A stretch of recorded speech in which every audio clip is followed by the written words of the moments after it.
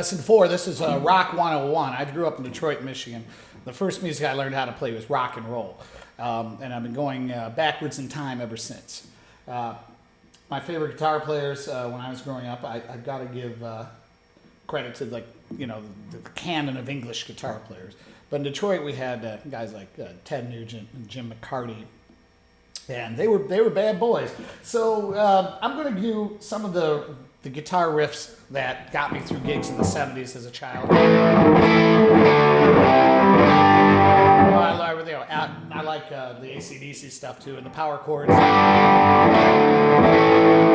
To me, the importance of these power chords is to leave the third out at all costs. And that's your basic chord sound for this kind of rock and roll, you know.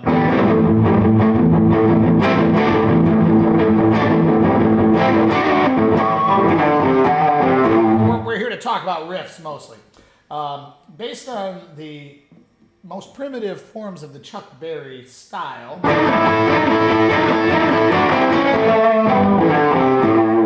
utilizing the pentatonic minor,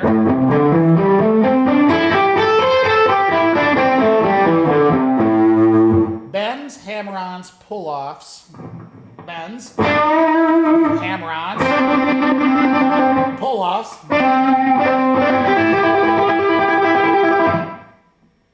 double bends or unison bends, hitting one string while bending the other, pick harmonics,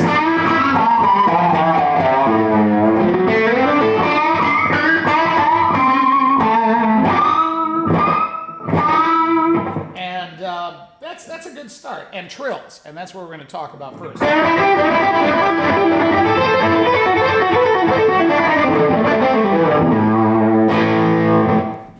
The Chuck Berry lick, we do a unison bend. The Chuck Berry lick, there's a few. And we're going to bend the string and release it and hit the next string. Now, I love that stuff, and of course, I play them a little different. In the old days, before the strings got lighter, they would do it like this. But today, we do it like that. Okay, so now I'm going to add two strings. Top two and the bend. It's going to get a little harder as I play it as a triplet. Now really, for rock and roll, all you need is this. Notice that now I'm hitting these two and bending those. It's a double stopping, as you call it.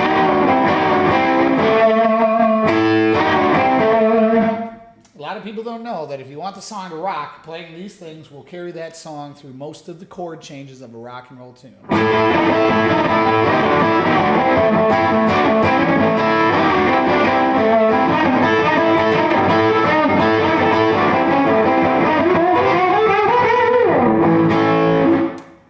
Now we're going to get into the trills. I'm going to do a bend and a pull. Well, let's not do the bend first. I'm just going to do a pull off and that note. So we stick with the pentatonic minor in the key of A, rock and roll, and there's my pull off. And when I was a kid, I remember I would just practice these slowly, pick down, pick up. The picking is really important, and the timing's right. So if you practice it slow and you're picking it wrong, it's never going to sound good fast.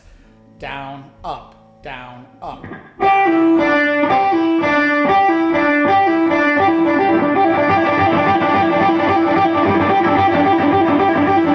All right, I'm going to move it down to these strings, the same lick on these strings.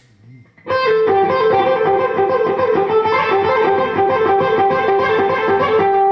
right, now I'm going to put in a bend with that.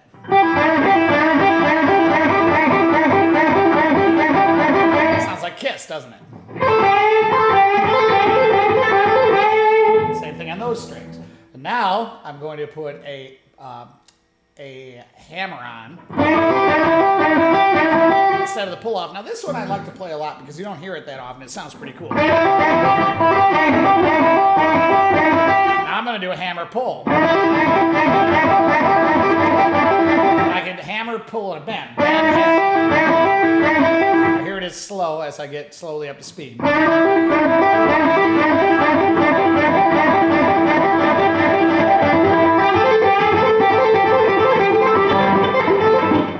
It's a little harder to bend on this string.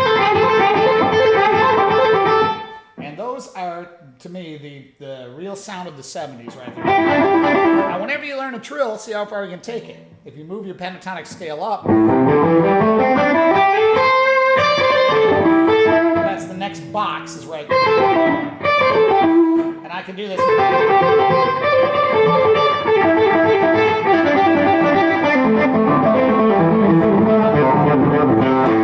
Very useful tools. But again,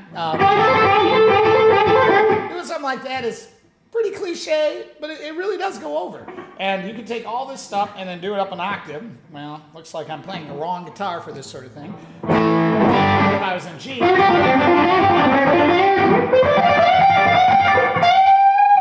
can play them all up there.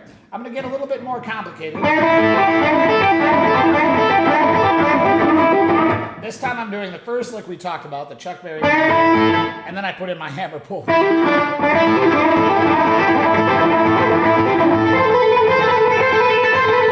Another classic rock lick. One pull off, followed by a double hammer.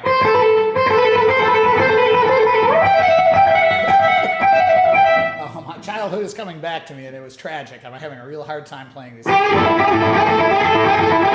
that one I call a Texas lick. That sounds like Stevie Ray or Billy Gibbons.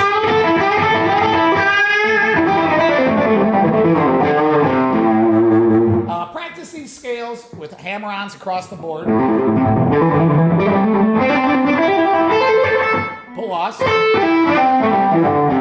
It sounds kind of 60s to me.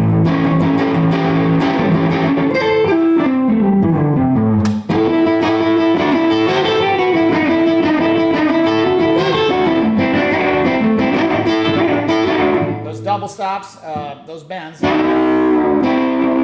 Notice that I have my fingers flat, good grip on the neck, and they're kind of in an angle. And use your ears to see if these sound in tune.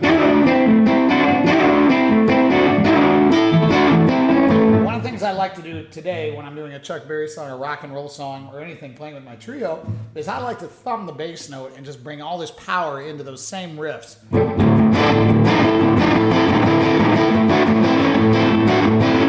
And a guitar player that I really liked was, still like, Wilco Johnson of Dr. Feelgood.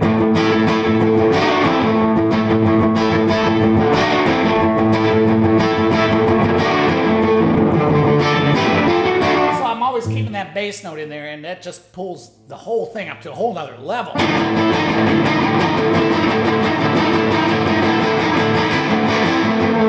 It's powerful stuff. And I gotta tell you one thing though about this rock stuff. Don't forget you're playing over this chord. Don't forget that third, because that sounds good.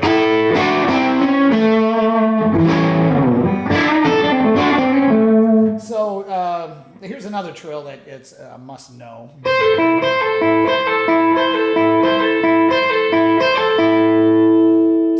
Good. Let's put a little distortion on it. How about some echo? We'll put a little delay on it.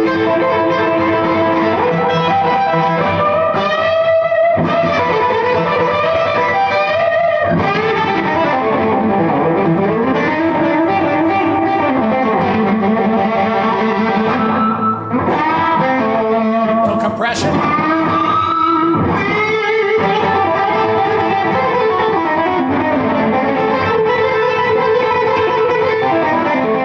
Classic Zeppelin.